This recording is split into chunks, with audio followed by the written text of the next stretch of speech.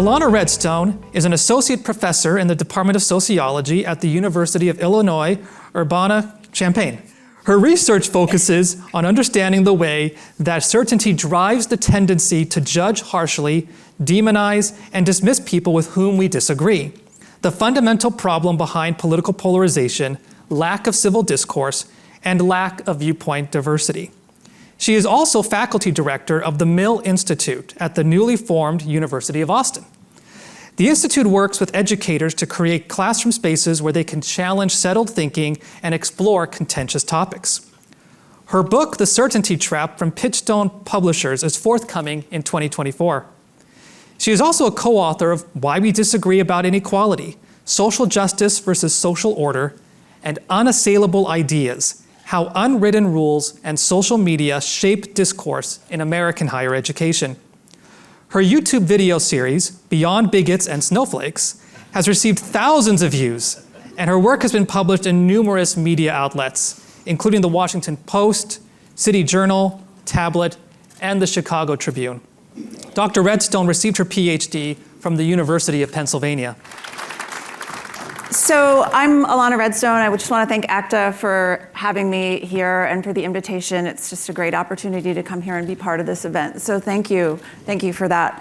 I'm going to come at this problem. The other thing I want to say is there is something interesting to note just about the gendered nature of these panels between the first and the second. I don't know what that is, but there's something interesting there. So I'm going to talk about the problem of certainty. And so the Certainty Trap book, which was sort of mentioned, that'll be out in the summer of 2024, which was actually incredibly difficult to get published. Who knew it was so hard to publish when you are an author with no track record, with a trade press, who has no social media platform, and who is writing a book telling people to do something that they don't want to do. So it turns out that actually is kind of hard. And so the idea that censorship and illiberalism, the lack of viewpoint diversity, the sort of decline in civil discourse, you could throw into that list a decline in social trust, a decline in trust in institutions. And I want to situate these within a larger problem. And so that problem is thinking about the link between certainty and one of the foundational assumptions that we need for democracy to work. So democracy is, I'm sure I'm not telling you anything you don't already know, democracy is predicated on the idea that and self-governance is predicated on the idea that we see each other fundamentally as capable of reasonable thought.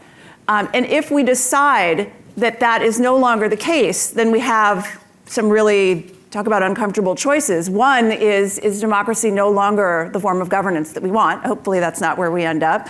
The other is, it's time to sort of really examine how the people that disagree with us on whatever issue are thinking about how they came to the conclusions that they came to, right? So those are so that's kind of where I'm coming from. I do think that to a certain extent, higher education this has gotten lost. I think that if we link it back to the comments that were to Michael Polyakov's comments earlier today, I think some of the survey data that he was talking about sort of attitudes towards DEI statements, attitudes towards, I can't remember some of the other things, self-censorship, sort of speech codes, all of these things.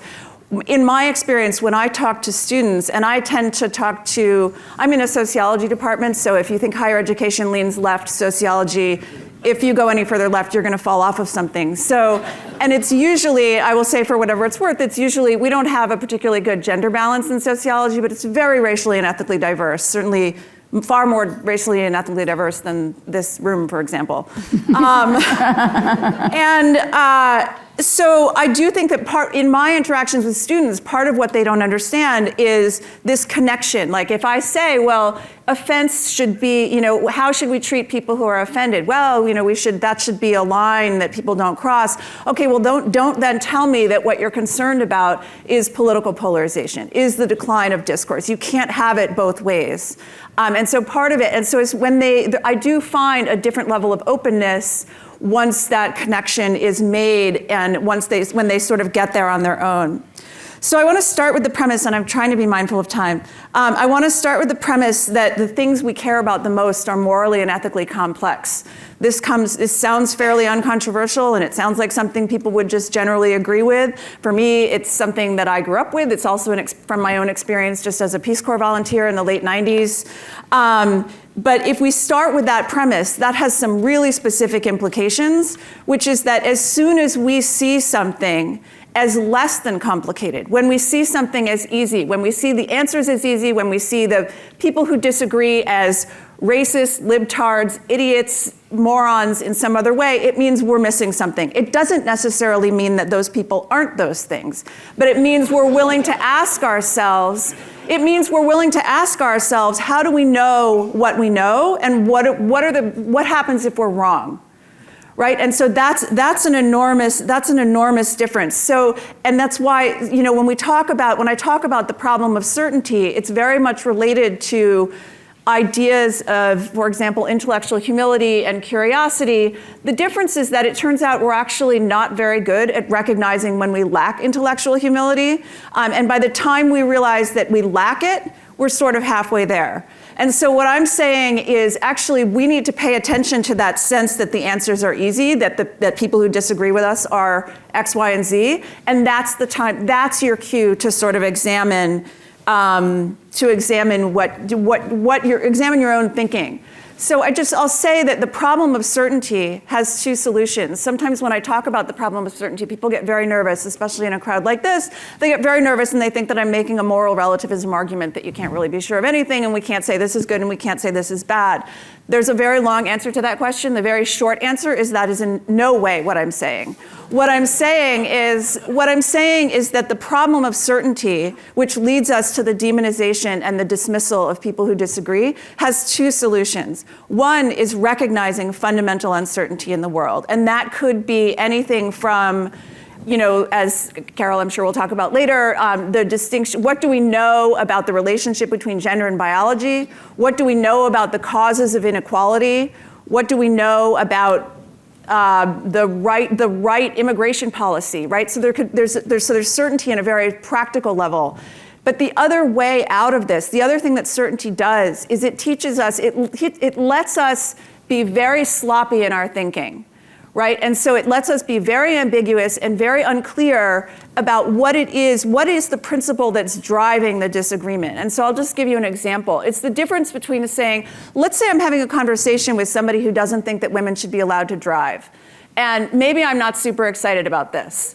And so one way that I could disagree with this person, right, depending on my goal, one way is I could say, well, you're obviously a raging misogynist.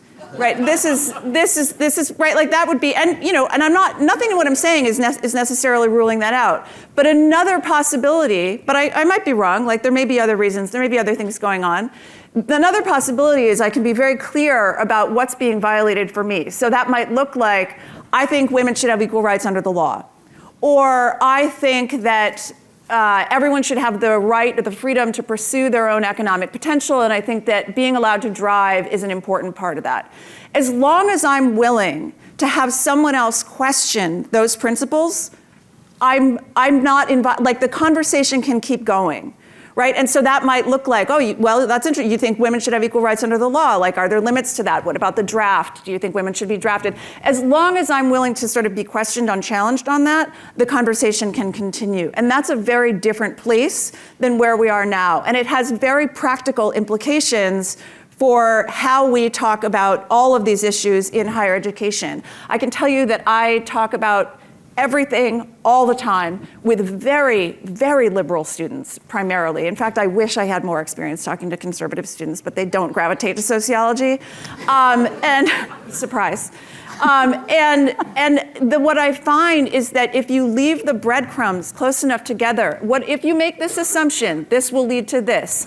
If people, they'll get there on their own in a way that if I came in and just started railing about the importance of free speech or the importance of viewpoint diversity, these are the downstream consequences of this much bigger problem that we've forgotten how to make the connection. And we've forgotten sort of at an institutional level and at an individual level, forgotten how to make that connection.